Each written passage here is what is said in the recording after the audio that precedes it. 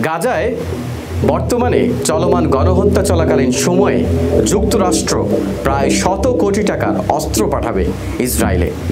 গতকাল মঙ্গলবার এই তথ্যটি নিশ্চিত করা হয়েছে কংগ্রেসের বিভিন্ন সূত্রের মাধ্যমে। ফিলিস্তিনের গাজায় ঘনবসতিপূর্ণ রাফা শহরে ইসরায়েলের সর্বাত্মক স্থল অভিযান শুরুর সম্ভাবনা প্রেক্ষাপটে দেশটিতে চলমান মাসে অস্ত্রের এক চালান পাঠানোর বিষয়টি স্থগিত করে মার্কিন প্রশাসন।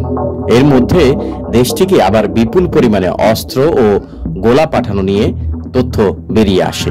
স্থগিত করা চালানের মধ্যে রয়েছে 2000 পাউন্ড পর্যন্ত ওজনের 3500 প্রায় বোমার চালান স্থগিত করার কারণ হিসেবে গাজায় বেসামরিক লোকজনের হতাহতের ঘটনা নিয়ে নিজেদের উদ্বেগের কথা জানিয়ে বাইডেন প্রশাসন বলেন, দক্ষিণ গাজার ঘনবসতিপূর্ণ রাফায় বিশেষ করে এসব বোমার ব্যবহার ঠেকাতে ইসরায়েলকে পাঠানো স্থগিত করা হয়।